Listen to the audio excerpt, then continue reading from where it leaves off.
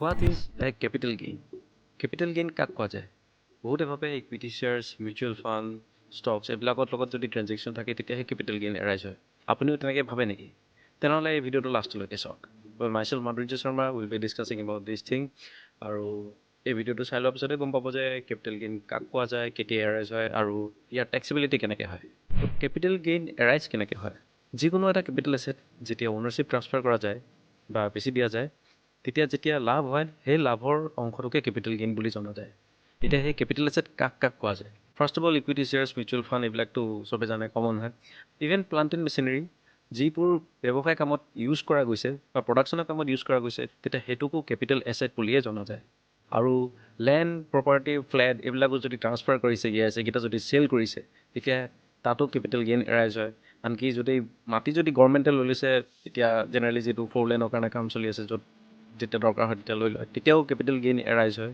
এইবোৰ ক্ষেত্ৰত আপোনালোকে ভালকৈ এজন জনা মানুহৰ লগত বহি কেপিটেল গেইন যিটো এৰাইজ হয় তাত যিটো টেক্স কেলকুলেশ্যন হয় সেইটো কেলকুলেট কৰি আপোনাৰ নিয়মীয়া যিটো টেক্স লাইবিলিটি থাকে সেইটো ITR ফাইলিঙৰ জৰিয়তে আপুনি পে' কৰাটো খুবেই দৰকাৰী। এতিয়া কেপিটেল গেইন দুই প্ৰকাৰৰ থাকে, long term capital gain and short term capital gain.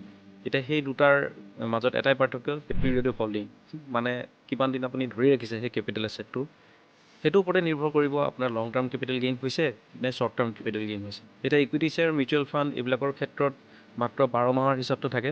12 মাহৰ ভিতৰত যদি আপুনি ট্ৰান্সফাৰ কৰিছে, চেল কৰিছে, তেনেহ'লে তেতিয়া শ্বৰ্ট টাৰ্ম কেপিটেল গেইন হয়, আৰু 12 মাহৰ ওপৰত যদি হয় তেন্তে অট'মেটিকেলি এইটো লং টাৰ্ম কেপিটেল গেইন হ'ব।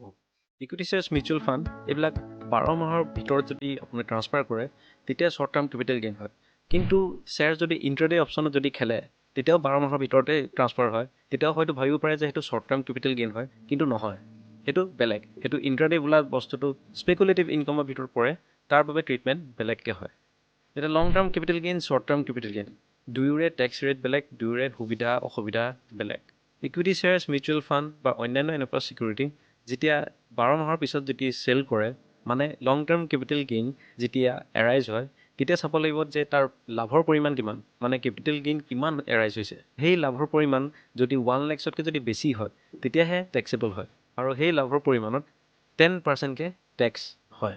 কিন্তু শ্বৰ্ট টাৰ্ম কেপিটেল গেইনৰ ক্ষেত্ৰত ডাইৰেক্টলি 15% টেক্স ধৰা যায় সেই লাভৰ পৰিমাণৰ ওপৰত।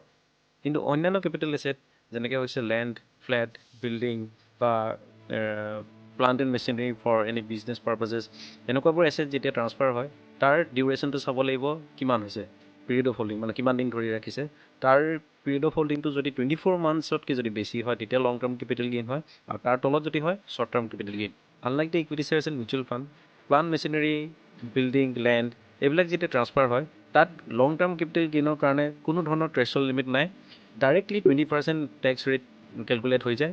আৰু শ্বৰ্ট টাৰ্ম কেপিটেল গেইনৰ ক্ষেত্ৰত নৰ্মেলি যিটো ইণ্ডিভিজুৱেলৰ টেক্স স্লেব পৰে, স্লেবৰ মতে সেইটো কেলকুলেশ্যন হ'ব।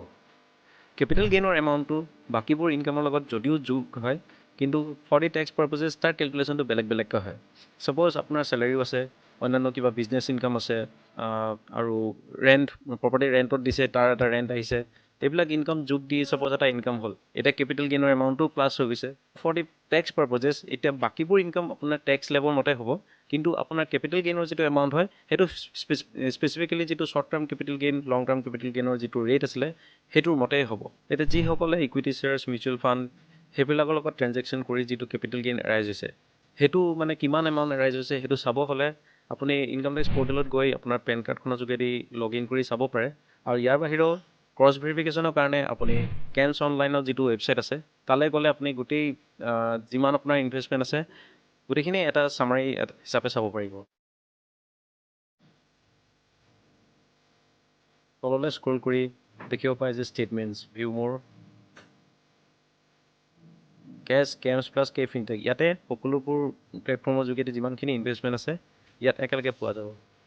ইয়াত কেপিটেল গেইন অৰ লছ ষ্টেটমেণ্টখন চাব, ইয়াত প্ৰিভিয়াছ ইয়েৰ যিটো হয় ফাইনেন্সিয়েল ইয়েৰ, ইয়াত আপোনাৰ ইমেইল ID, পেন, কেনেকৈ আপুনি ল'ব বিচাৰিছে ষ্টেটমেণ্ট, ডাউনলোড লিংক বা এনক্ৰিপ্টেড এটেচমেণ্ট, কি মিউচুৱেল ফাণ্ডত আপুনি ইনভেষ্টমেণ্ট কৰিছে সেইটো চিলেক্ট কৰি ল'ব পাৰে বা অলো দিব পাৰে। এটা পাছৱৰ্ড নিজে ছেট কৰি পেলাই আপুনি ছাবমিট কৰক, তাৰপিছত ইমেইলত আপুনি চেক কৰি চাব পাৰিব যে ষ্টেটমেণ্টখন কি আহিছে, তাত কেপিটেল গেইন কিমান আহিছে, সেইটো আপুনি ইনকাম টেক্স পৰ্টেলৰ লগত ভেৰিফাই কৰি পেলাই আপুনি ফাইলিংটো কৰি ল'ব পাৰি বহুতো কিছুমান গভৰ্ণমেণ্টে দিয়া কিছুমান স্কিম আছে যিটোৰ সহায়ত আপুনি আপোনাৰ কেপিটেল গেইনটো বচাব পাৰিব এক্সামশ্যন লাভ কৰিব পাৰিব সেইটোৰ বাবে মোৰ চেনেলটো ছাবস্ক্ৰাইব কৰক মই তেনেকুৱা কণ্টেণ্ট বনাই আনি থাকিম আৰু মনত ৰাখিব ইনকাম টেক্স ফাইলিঙৰ due date 31 July for the non audited cases যাৰ অডিট আছে তাহাঁতৰ ডিউ ডেট বাৰৰ পাছত আছে মনত ৰাখিব যে এই ডেডলাইনটো যাতে পাৰ হৈ নাযাওক কাৰণ সেই ডেডলাইনটো পাৰ হৈ গ'লেই আপোনালোকৰ লেট ফি ইনক্লুড হৈ যাব টেক্স ফাইলিং কৰোঁতে for further consultation contact me in this given number subscribe কৰিব মই এনেকুৱাবোৰ কণ্টেণ্ট ভিডিঅ' বনাই আপলোড কৰি থাকোঁ till then stay safe stay happy and by